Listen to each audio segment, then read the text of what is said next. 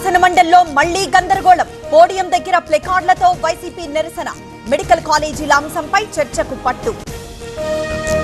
గాజుల రామారంలో కవిత పర్యటన. హైడ్రా కూల్చిన ఇళ్లను పరిశీలించిన కవిత హైకోర్టు ఆదేశాలను పట్టించుకోరా అని ప్రశ్న. ఇంద్రకీలాద్రిపై దుర్గమ్మను దర్శించుకున్న అనిత. కూటమి ప్రభుత్వం మరో 20 ఏళ్లుండాలి, ఏర్పాట్లు బాగున్నాయన్న మంత్రి.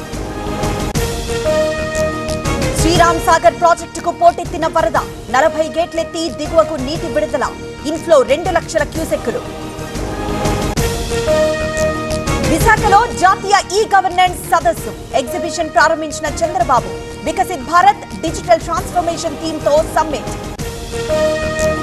రేపు మేడారంలో రేవంత్ రెడ్డి పర్యటన. అభివృద్ధి ప్రణాళిక ఖరారు చేయనున్న సీఎం. ఏర్పాట్లపై మంత్రి సీతక్క సమీక్ష.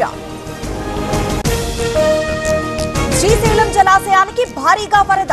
10 గేట్లు 10 అడుగుల మేర ఎత్తివేత. కొనసాగుతున్న విద్యుత్ ఉత్పత్తి.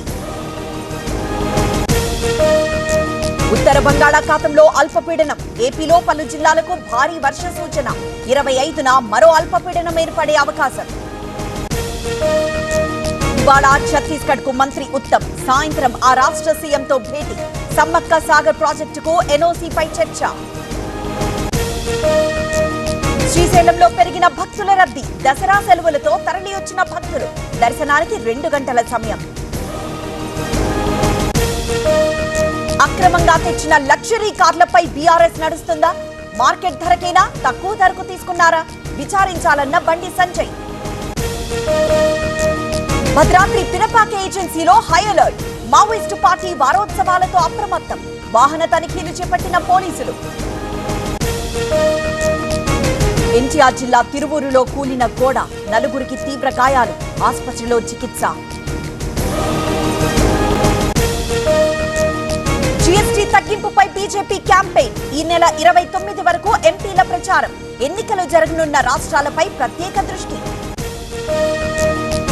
నిండు కుండల నాగార్జున సాగర్. 26 గేట్లెత్తి దిగువకు నీటి విడుదల. కొనసాగుతున్న విద్యుత్ ఉత్పత్తి. ఐఫోన్ కొనివ్వలేదని మనస్తాపం. ఉరివేసుకుని యువకుడి ఆత్మహత్య. విశాఖ సుజాత నగర్ లో ఘటన.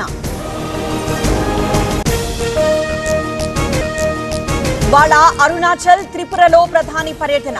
5,000 కోట్ల విలువైన అభివృద్ధి పనులకు శ్రీకారం. వివిధ వర్గాల ప్రతినిధులతోనూ మోదీ భేటీ.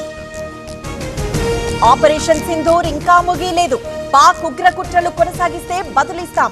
మొరాకో పర్యటనలో రాజ్నాథ్ సింగ్ కామెంట్స్.